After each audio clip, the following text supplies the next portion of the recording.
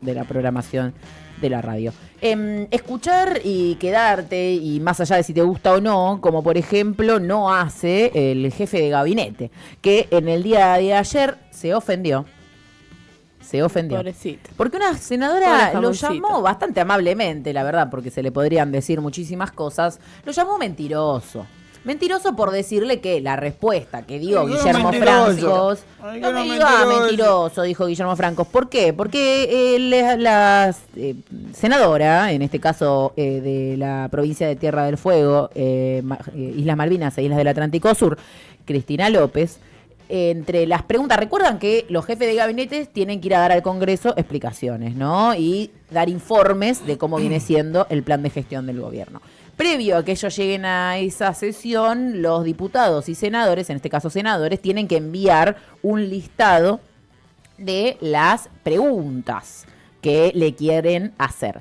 Entonces, ella envía sus preguntas, en particular sobre qué acción está tomando el gobierno con respecto a la defensa de la soberanía sobre las Islas Malvinas y la potencia, digamos, y las políticas para la provincia de Tierra del Fuego, y le acusa la respuesta de Guillermo Francos de mentira. A ver, ¿sobre la base de qué? De lo que verdaderamente están haciendo, que es, como ahora escucharemos que dice la senadora, utilizarla de...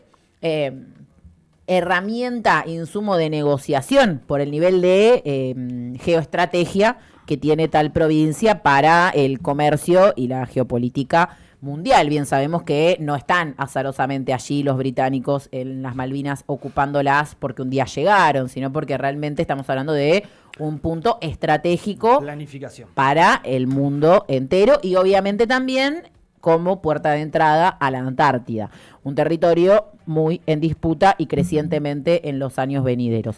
Esto se lo hacía saber entonces esta legisladora fueguina, y miren, mientras tanto ella habla, igual no dejen de prestarle atención porque es importante lo que ella dice, cómo el jefe de gabinete se va del recinto. No y atentamente la respuesta que nos mandó.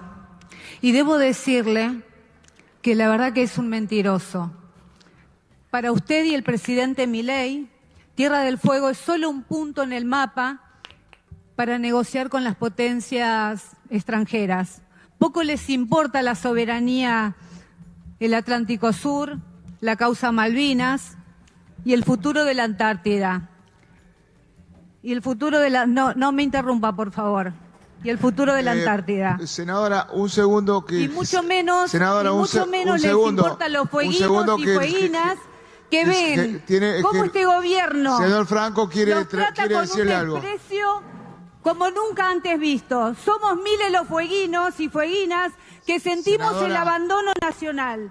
Somos miles de fueguinos y fueguinas que pensamos que tenemos un presidente que quiere entregar nuestra provincia senadora, a los yanquis.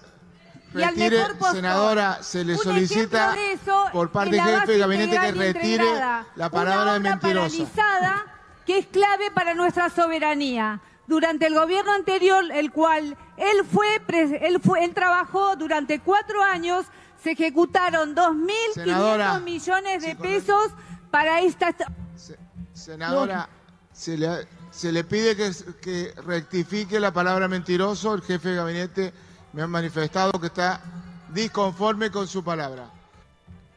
Bueno, disconforme. No puede ser. Su palabra. Bueno, me llama la atención porque Guillermo Franco, primero, un tipo grande, tiene 75 años. Segundo, nadie nunca le dijo nada más grave que mentiroso que venga acá. Vos imaginate que Franco empezó a trabajar aparte de mentiroso, vago. En su carrera política. Sí, no sé, a ver, tiene una carrera política extensa, después uno puede juzgarla como quiera. No es un virgen de quit, digamos, como muchos de los funcionarios de este gobierno. Bueno, pero se levanta y se va, que el se tipo, quede... No, bueno, pero más allá de eso, digo, no es un tipo que no tenga carrera política, y a eso me refiero cuando esto es claramente una postura bastante impostada, ¿no? Esto es decir, estoy ofendido porque me dicen mentiroso. Este muchacho en el 73 ya empezó a trabajar en la campaña presidencial de Francisco Manrique, uno de los que se oponía, en ese caso, a la candidatura de Héctor Cámpora, y estuvo también siendo parte, como secretario privado del Ministerio de Justicia durante la dictadura estrictamente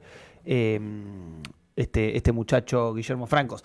Y desde ahí su carrera política continuó, pasando por absolutamente todos lados, con lo cual es un tipo que se sienta un poquito alarmado porque le digan mentiroso. No, y que la verdad que en comparación de las cosas que nos dice el presidente Javier Milei, no solo a nosotros, digo, en tanto periodistas, en tanto peronistas, sino en tanto ciudadanos argentinos, porque nos ha dicho imbéciles, nos ha dicho mandriles, nos ha dicho pelotudos, digo, al lado de todo eso, mentiroso ya es un halago casi, más o menos es una palabra que me suena suave al oído. Así que la verdad que el sobreactuación de Guillermo Franco dio bastante pena en el día de ayer en el Congreso, más que nada porque dio cuenta de que no quería dar respuesta de las cientos de preguntas que recibió por parte de los senadores, porque se retiró antes de que 15 senadores le pudieran hacer sus respuestas. Sí dio explicaciones, o hasta ahí habló, digámosle, sobre algunos otros puntos importantes de la agenda de la cual fue consultada. Entre ellos dijo que sería un daño muy grande aprobar el aumento para los jubilados. Digo, ahí que los jubilados se tendrían que levantar e irse de la ofensa que significa que les digan que el equilibrio fiscal es más importante que la comida que ellos puedan o no puedan tener. Realmente eso es una verdadera ofensa y no que te acusen de mentiroso, menos si vos estás tan seguro de que no lo sos. Quizás si pica es porque algo hay detrás de eso. También le fueron... Porque tenés un poquito de sarnita, y digamos. le consultaron también sobre la obra pública, sobre la condena a Cristina Fernández de Kirchner y las posibilidades de un indulto. Bueno, fue consultado por muchísimas cosas. Fue una sesión que la pueden ir a revisar y bueno, lo que trascendió, como decíamos, fue esto, pero tuvo que dar explicaciones sobre algunas otras cosas. Del Garrahan, por ejemplo, dijo que si bien es un hospital importante y de alta complejidad, es un tema de doble cara, a la cual hay que ver esas dos caras. Y dijo, no desconozco que tenemos dificultades, pero que el gobierno incrementó las becas. Bueno, otro sector que lo podría acusar de mentiroso a Francos son los sectores residentes y trabajadores del Garrahan. Hay que ver si también se ofende, pero bueno, para eso tendría que ir a dar la cara a estos conflictos y generar una mesa paritaria, una mesa de discusión donde poder soportar de que le digan mentiroso o no, o esperar a negociar, pero bueno, sabemos bien que el gobierno no se sienta en ningún tipo de mesa de discusión, no solo en las paritarias establecidas por ley, sino que en otras obligatorias, como por ejemplo la que tenés que hacer luego de dictar una conciliación obligatoria, como hicieron con los trabajadores del Garrahan. Sí, a mí me parece que ninguno de ellos quiere dar respuestas. Bueno, me parece es clarísimo, no quieren dar respuestas y Franco tiene que poner la cara y les cuesta, porque tener que hacerse cargo de todas las hijas de puteces que están haciendo en el gobierno nacional con el sector trabajador, con los jubilados y demás, y tenés que tener la cara bastante dura para tener que... uno de los pocos que la tiene en este gobierno, todos, ¿no? Sí, pero Martín. En particular es Manuel Adorni, que por algo también es el vocero, que es, digo, en el sentido y Martín Menem también, más o menos, y es bastante autoritario. Pero el resto huyen bastante cuando tienen que decir semejantes barbaridades. El único que vemos que con una liviandad, la verdad que y con burla, no admirable, sino incluso vomitiva y con burla, el que más regoza de esto son el presidente de la Nación, claramente. Sí. Bueno, pero tampoco se sienta que le pregunten cosas. Ah, eso no. Javier Milei no lo hace. ¿Cómo que no? ¿Y Trebuch? Ah, tenés razón. Me había olvidado. En las la entrevistas con Trebuch, Me y había con olvidado, Majul, perdón, mala mía. con Mariana Brey Y con Johnny Viale. y con Johnny. Todas entrevistas muy poco pactadas Cero grabadas. con estos agentes publicitarios. Re casuales. Re casuales, re me encontré con un cassette mientras corría por Palermo, como decía Luisito Muy Majul. grande Luisito. En este sentido, acusan entonces de que es una ofensa gravísima decir mentirosos, pero en el día de ayer bien hablamos acá de que el presidente venía para la ciudad de La Plata, en particular para la localidad de Gonet, donde podemos decir que fue malvenido en vez de bienvenido por la población platense, ya que bueno, fue recibido con pancartas, con pasacalles, algunos de ellos los mostrábamos en el día de ayer. También un día en el que recibió el revés judicial con respecto al decreto del gobierno que pretendía eliminar el Día del Trabajador Estatal. Repetimos nuestros felices días para todos los trabajadores del Estado que están del otro lado escuchando. Pero el gobierno dijo que lo iba a eliminar porque ¿quiénes eran los trabajadores estatales para tener el privilegio de tener su propio día? Casi como tienen todos los trabajadores, ¿no? Porque los de trabajadores del sector privado también tienen el día que les corresponde. Y aparte está pactado por convenio de trabajo, no lo podía anular así sin más el gobierno a través de un decreto. Esto le dijo la justicia en el día de ayer, ahí lo estamos viendo, el Poder Judicial que decreta y responde al pedido de la Asociación de Trabajadores del Estado. Y de esta forma, entonces, da marcha atrás y le garantiza a los trabajadores del Estado su día y su asueto.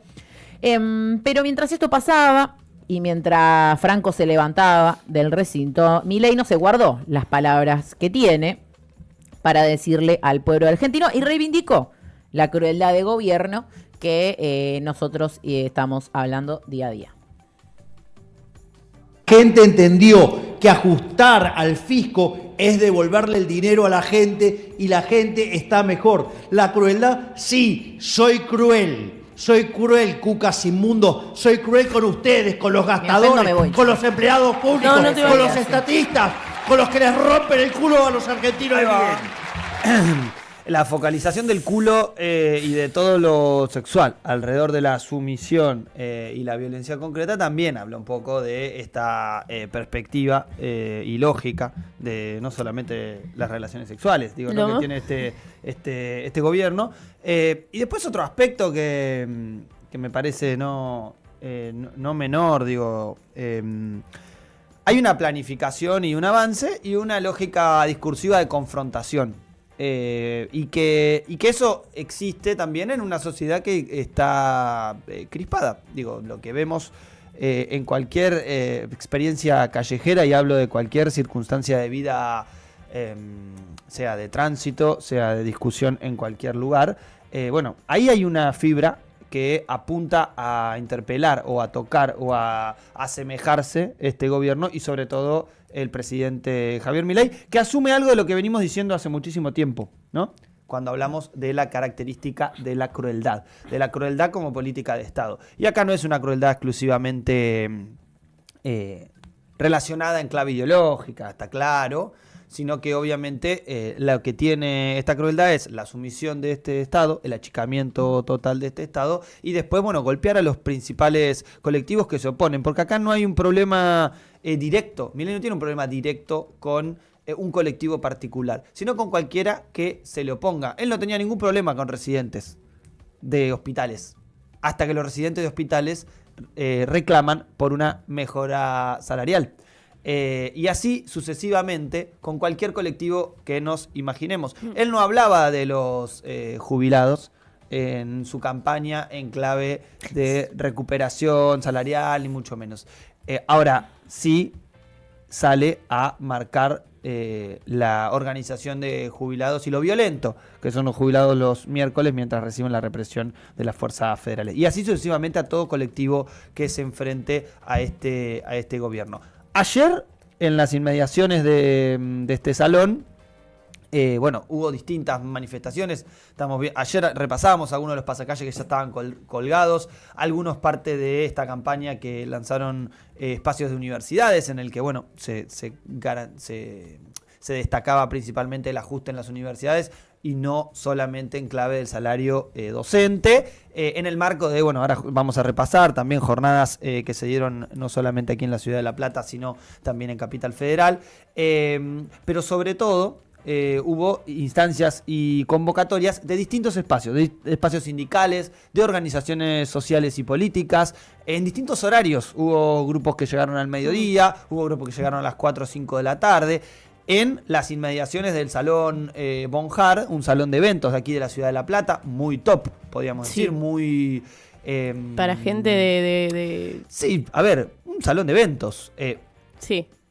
muy grande, con mucho lujo y, bueno, obviamente un gobierno que no tiene ningún problema, no solamente en contratar los servicios de este salón, sino además garantizar el cierre 2 manzanas a la redonda, porque vos no podías acceder 2 manzanas a la redonda de ningún lado. De hecho, había muchas dificultades para vecinos del lugar, más allá de que justo es una zona en la que hay una manzana que está construyéndose justo enfrente del salón y se está haciendo un proyecto inmobiliario de un shopping y de unas viviendas. Más allá de que hay una manzana libre, hay algunos vecinos aledaños y obviamente tenían algunos problemas para circular. Pero bueno, un poco lo que se veía, estamos viendo obviamente fuerzas federales, principalmente gendarmería, esto es calle 514, donde estaba apostado la infantería de gendarmería con camiones hidrantes y obviamente el camión de gendarmería que tiene nombre, se llama Macacha Güemes, que es ese camión gigante que vemos allá al fondo a la derecha, un camión de gendarmería que sorprendentemente tiene el nombre de nuestra heroína de la patria. Y así podemos ver en cada esquina o en cada lugar circundante al salón, 2 cuadras de distintos cortes y presencia de fuerza federal. Sí, un operativo porque cuánto debe salir mover grande. Toda esa cantidad de policías, toda esa cantidad de vehículos, todo. Me ofende tu pregunta, Malena. Me ofende. No, volviendo a lo de la crueldad, que me parece que es el eje central de esto que se viene planteando, ¿no? De que le digan mentiroso a Franco y que salga, que Milei el mismo día diga esas cosas. Me parece que es como empezó todo esto, ¿no? Yo ayer veía un video de cuando él está hablando en una escuela para adolescentes, haciendo todas estas mismas analogías sexuales y todas esas cosas, y se desmaya un pibe al lado y él se burla. Bueno, eso me parece que es el claro ejemplo de la violencia que ejerce el gobierno y lo vemos todos los días contra los trabajadores en su discurso. Esto de que nadie se pueda acercar a un presidente de la nación. Y bueno, marca... Por algo será también, sí, ¿no? Que quieren evitar a toda costa de que haya manifestaciones populares cercanas al presidente o en general. Lo que no pudieron evitar en el día de ayer, no hubo protocolo antipiquete que alcance, fue para confrontar a la masiva marcha de antorchas que se dio en la ciudad de La Plata, pero también en la ciudad autónoma de Buenos Aires. Ahí estamos viendo algunas imágenes de lo que fue el cierre de esta marcha en el Colegio Nacional, ahí muy en 1 y 49. Vamos a ver un video fue. Que hicieron en conjunto desde el Frente Gremial Universitario. Ahora vamos a mostrar la cobertura de trinchera, pero más allá de eso, hay un video impresionante de lo que se hizo. Recordemos que esto fue una marcha de antorchas en el marco de una marcha federal universitaria en reclamo por la aprobación de la Ley de Financiamiento Universitario, recomposición salarial y mayor presupuesto para las universidades. Miren eso, tremendo. Se hizo un prendete a defender la universidad con antorchas en el piso, ahí como vemos, en el Colegio Nacional, que era donde iba a cerrar esta movilización. Cerró con una olla popular y con batucadas. Prendete a la Che, linda imagen, Muy, muy linda la imagen esa.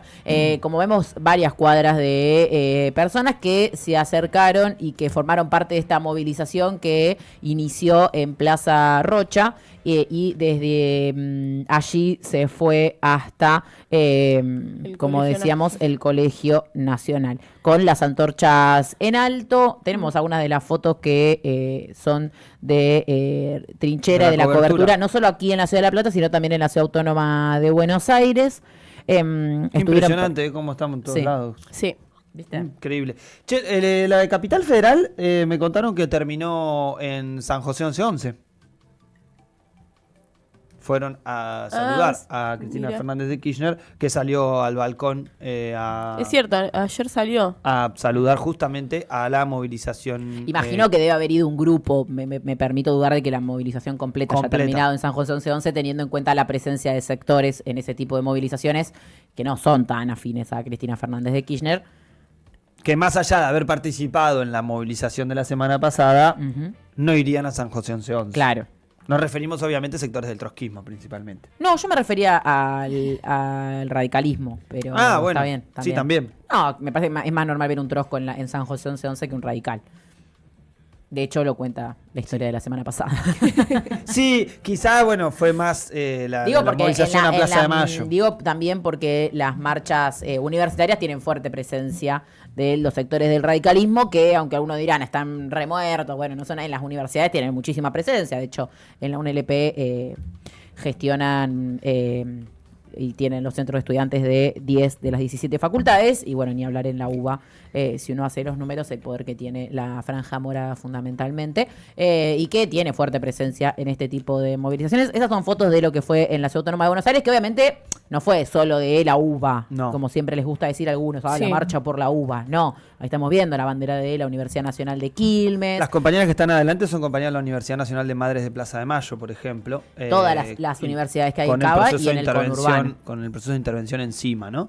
Compañeros obviamente también de las centrales de trabajadores, la CTA Autónoma y la CTA de los trabajadores, otro de los carteles de la Universidad Nacional de Quilmes, Nadie se salva solo, estudiantes y docentes unidos en la lucha por la ley de financiamiento universitario. Muy importante esto de esta ley que está por salir, porque a diferencia de la ley anterior, que se acuerdan que la aprobó, después el gobierno la vetó y esta también incluye las becas estudiantiles, algo que la otra vez quedaba por fuera del registro normativo. Ahora también se pone el punto en este debate que dan los gremios estudiantiles, que es que sin estudiantes tampoco hay universidad, ¿no? Más allá de la necesidad de presupuesto para gasto de funcionamiento, más allá de la necesidad de recomposición salarial y de presupuesto para ciencia y técnica, si no se piensan políticas de permanencia y de ingreso para los estudiantes, bueno, van a ser cada vez menos los que lleguen a las aulas. Sí. Y eso también es un problema estructural para la universidad pública. Yo no sé si lo agregaste a las noticias, pero ayer Juan Simoí nos enviaba que aumenta de nuevo el boleto del micro. Esto también es algo que dificulta las cursadas, porque hay... hay alumnos que quizás se toman hasta 2 micros o más, porque 2 para ir, 2 para volver.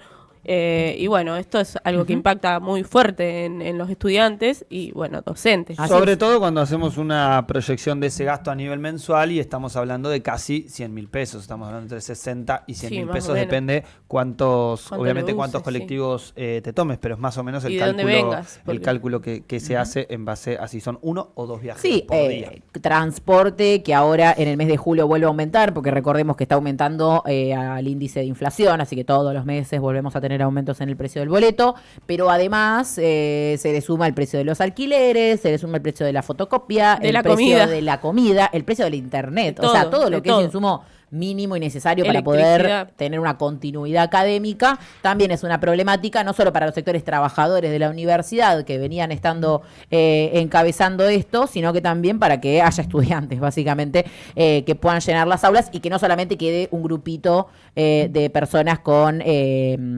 algunas condiciones básicas garantizadas que puedan acceder, ¿no? Justamente la universidad pública y gratuita de nuestro país tiene la vocación de ser amplia, de ser popular, de tener justamente a muchos compañeros y compañeras adentro, muchos todavía, aún hoy, primera generación universitaria. Bueno, eso con las políticas de este gobierno se va cayendo, se va destruyendo, y por eso esta ley busca que se contemplen esas distintas aristas. De ahí a que la semana que viene se trate, de ahí a que después de que se trate se apruebe en Senado y que después el gobierno la vete o la promulgue, bueno, eso es otra discusión. La marcha de ayer dejó bien en claro en todos los puntos que se dio del país, porque no solamente fue Cava y La Plata, fue en muchísimos puntos de la Argentina, porque recordemos que por lo menos hay una universidad pública en cada una de las provincias de nuestro país. Gracias a los cucas. Y eso se hizo durante los años kirchneristas. Eso se vio replicado en el día de ayer. Es una batalla que al gobierno le ha pegado fuerte, ¿no? La lucha en contra de las universidades públicas no le ha salido gratis. Eso se ha visto en varias ocasiones y en varias movilizaciones. Veremos si profundiza esta confrontación o si da el brazo a torcer, como pocas veces igualmente los hemos visto a lo largo de esta gestión. Sí. Veremos cómo va a seguir todo esto. Bueno, yo lo que traje, saludando nuevamente a los empleados estatales, pero no es algo muy lindo lo que traje, porque es, Federico Sturzenegger estaba de festejo, y cuando Federico Sturzenegger festeja, nos tenemos que preocupar, porque si está contento Sturzenegger, el pueblo seguro que no. No es lindo tampoco. ¿Qué festejó Sturzenegger? Se preguntarán. Bueno, 2.800 nuevos despidos estatales. Sigue la motosierra, expresada en sus redes sociales, seguida de una imagen que grafica la caída del empleo estatal. Perdón que se me fue el cursor. Luego de anunciar un decreto, esto que hablábamos, que eliminaba el asueto del Día del Empleado, aunque la justicia, por la denuncia de ATE, lo pudo frenar y los estatales pueden tener su día de descanso, el ministro de Desregulación y Transformación del Estado anunció que ya se avanzó, con 50.000 despidos de empleados públicos en lo que va de la gestión del gobierno de Javier Milei, afirmando la continuidad de la motosierra. Lo que festejan desde el gobierno, haciendo bandera de la crueldad de su política excluyente, es que durante 18 meses de su mandato se ejecutaron 50.591 despidos, y el discurso es que el resultado alcanzó los 2.000 millones ahorrados anualmente, 2.000 millones de dólares ahorrados anualmente. ¿Esa plata dónde va? No lo sabemos. O sí, pero bueno. Se ahorra, pero no se pone en otras cosas, ¿no? Como que ellos dicen que se ahorra, pero después no lo ves plasmado en otro lugar. Y va la deuda que no vaya a saber uno con qué la van a pagar. Y las palabras textuales de Federico Sturzenegger son: sigue la motosierra, recordemos que cada peso que ahorra el Estado es un peso menos de impuestos que pagamos los ciudadanos. Ya vamos por un ahorro anual de 2.000 millones de dólares, por eso la motosierra es tan popular, decía Federico Sturzenegger. Los datos que arrojan son preocupantes. Antes de la llegada de Javier Milei al gobierno, la administración pública contaba con 205.550 y unos 91.166 empleados de empresas estatales. Estas cifras se redujeron con las políticas crueles implementadas por Milei y su gabinete, quedando en 167.444 y 76.230 últimos datos de abril. Con este accionar, el gobierno tiene un solo objetivo: achicar el gasto público y afianzar el déficit fiscal. Federico Sturzenegger utilizó palabras despectivas hacia el sector trabajador, acusándolos de ñoquis o gente que hacía cosas que la sociedad no valoraba. Esa es una de las excusas. El ministerio que maneja Sturzenegger acciona desde los despidos y la no renovación de contratos, lo que sigue preocupando, ya que con los festejos pronunciados desde el gobierno parece no tener fin la crueldad de la motosierra. Así es. Lo curioso es que si fuera por la valoración que hace la sociedad, deberíamos quitarle, por ejemplo, todos los privilegios a los jueces del Poder Judicial. No, pero o eso no. Los beneficios a algunos empresarios. Delfina, siempre lo mismo, siempre focalizándote en la Corte Suprema de Justicia, en la cúpula del Poder Judicial. Nada más que 19 millones de pesos están cobrando por mes. Pobrecita, la re lástima, loco, boludo. Yo no puedo creer que seas así tan desalmada. Y entonces Rosati le cuesta un montón. Deben tener un montón. Colecciones de autos. Un montón por le cuesta algo. sobrevivir. 20 millones de pesos nada más. Y bueno.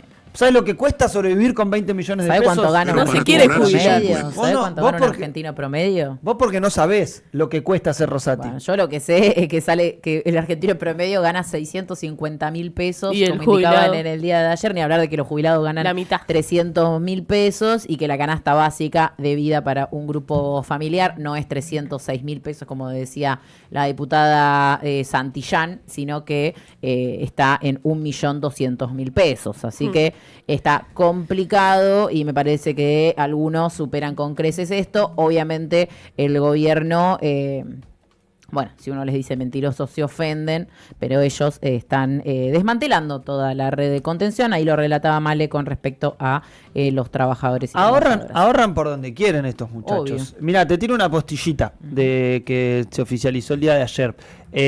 Porque se va a bajar las retenciones específicamente para el trigo y la cebada. Entonces uno diría, uno de los instrumentos de recaudación del Estado sería ¿no?, mantener las retenciones en este porcentaje.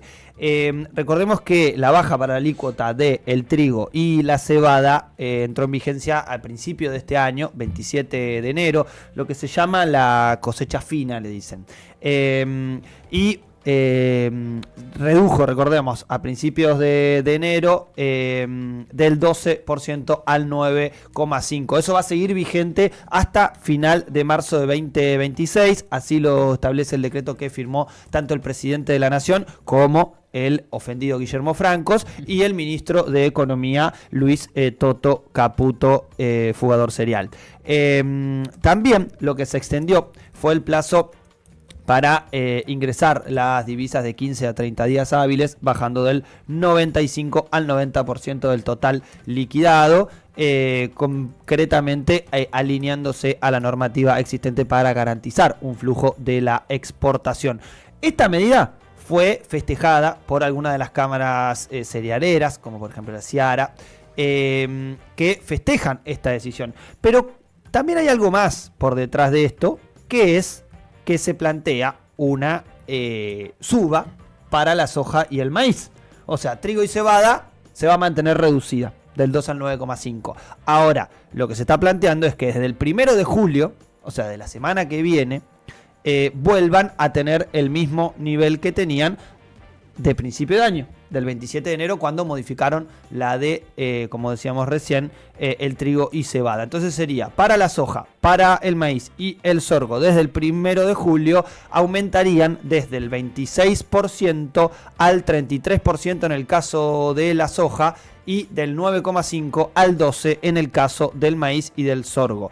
Esto se debe al decreto que se firmó, que recién decíamos, no especifica nada de estos cereales, esto es parte de lo que se está discutiendo y es una discusión que van a tener con la mesa de enlace principalmente, que obviamente discute que no se aumenten las retenciones, es como una cuestión básica, porque si se aumentan las retenciones, por cada tonelada que salgan a vender afuera, van a tener que poner más plata al Estado. Pero es raro que el gobierno, que necesita dólares frescos, no intente avanzar de esta manera, con lo cual veremos cuáles son las respuestas. Las vamos a tener la semana que viene, porque esto se va a estar oficializando directamente la semana que viene en relación a lo que se llama la cosecha gruesa.